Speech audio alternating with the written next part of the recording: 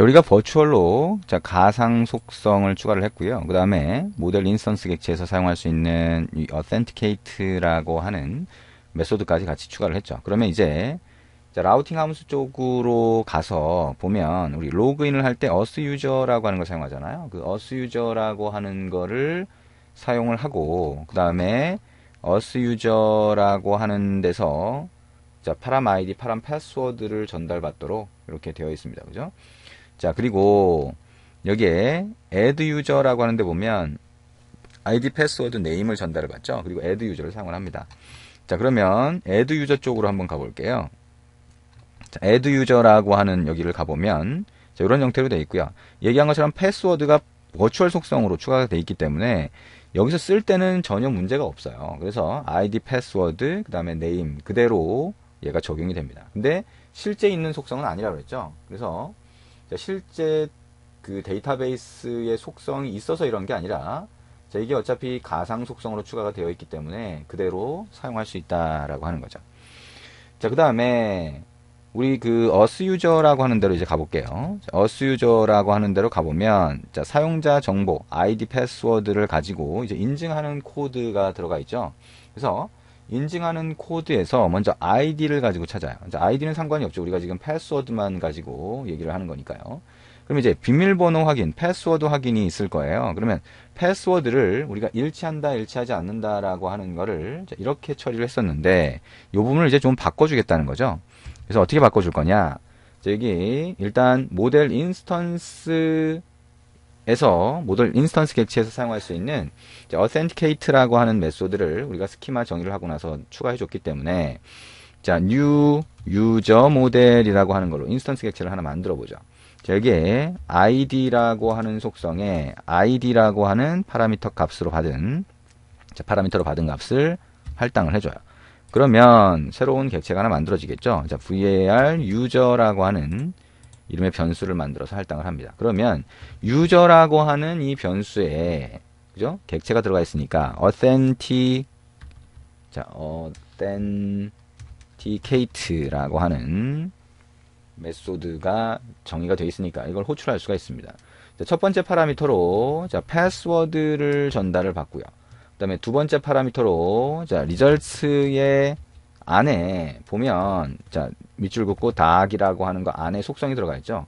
거기에 salt라고 하는 거 안에 우리가 저장이 된 그 salt 정보가 있어요. 자, 그걸 쓰고 그다음에 results라고 하는 거 안에서 자, 0번째에 점 밑줄 긋고 doc 그다음에 점 hashed password 라고 하는 거를 넣어주면 데이터베이스에 저장된 암호화된 패스워드가 들어가겠죠. 그러면 이걸 넘겨주면 사용자가 입력한 패스워드와 일치하는지를 가지고 authenticated라고 하는 걸 넘겨주잖아요.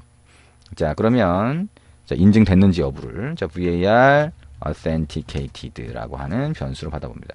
그러면 이게 인증됐다 아니다 true false가 되겠죠. 그래서 자, 이게 맞는 경우에는 authenticated가 되니까 if authenticated로 하면 자, 비밀번호 일치하거나 일치하지 않는 그런 상황들을 구분을 할 수 있게 됩니다.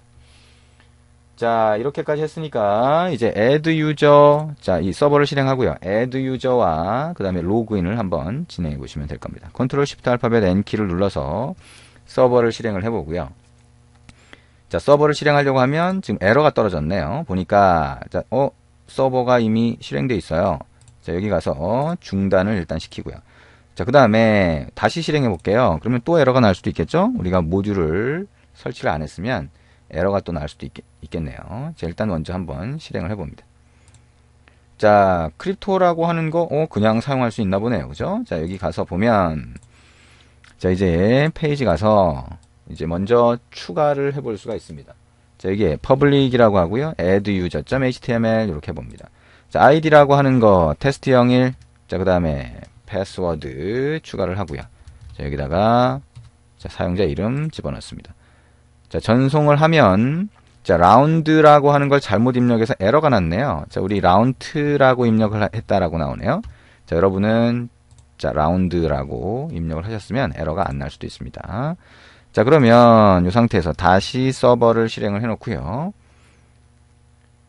자, 라운드라고 입력을 했으면 조금 전 같은 에러 없이 바로 실행하실 수가 있겠죠. 자, 여기 다시 가봅니다. 자, 여기서 1, 2, 3, 4, 5, 6 이렇게 하고요. 자, 1, 2, 3, 4, 5, 6 이렇게 되겠죠. 전송을 하면 자, 에러 발생 이렇게 되네요. 자, 버추얼 패스워드 저장됨이라고 했는데 자, 추가하면서 에러가 발생이 됐나봐요. 자, 그러면 우리가 스키마 쪽으로 한번 가볼게요. 스키마에서 뭐가 문제가 있는지 한번 보면 되겠죠. 자, 모델 쪽에서 자, 우리가 모델을 만들고 있죠. 거기 users2라고 돼 있네요. 자, 여기서 users2라고 돼 있으니까 자, 동일한 컬렉션으로 이렇게 만들어지는 형태가 될 거고요. 그러면서 제대로 못 만드니까 이렇게 된 거죠. 자, users3이라고 하는 게 우리가 만들지 않은 거니까 users3으로 변경을 하고 자, 다시 서버를 실행을 해 볼게요. 자, 컨트롤 시프트 알파벳 N키 누르고요. 자, 그 다음에 다시 이쪽으로 와봅니다.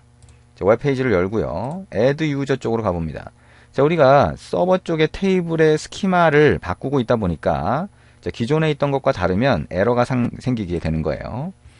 자, 이제는 새로운 컬렉션을 지정을 했고요. 그 다음에 전송하면 사용자 추가 성공이라고 나옵니다. 자, 그러면 로보몽고라고 하는 걸 열고 자, 여기에 리프레쉬를 해보면 자, users3이라고 하는 게 없었는데 생겼죠. 가보면 자, 이렇게 추가된 거를 볼 수가 있습니다. 해시드 패스워드는 우리가 암호화를 했기 때문에 이상한 글자처럼 이렇게 보이죠. 그래서 이거는 이상한 글자처럼 보인다고 하더라도 별로 문제가 될 건 없고요. 자, 그 다음에 인증을 하겠다라고 하면 login.html을 가서 보면 되겠죠.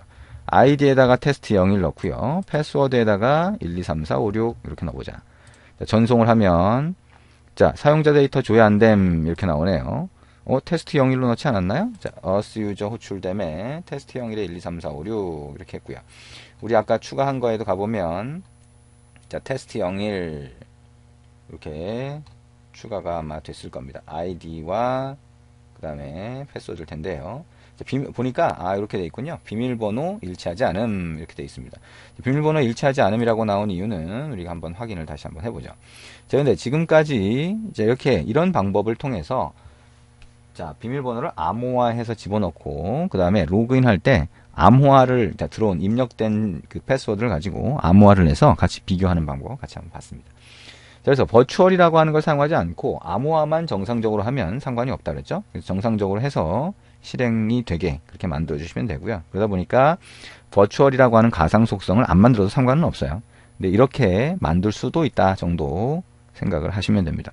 그리고 일단 암호화를 통해서 비밀번호를 암호화한 다음에 저장할 수도 있다라고 생각을 하시면 되겠네요.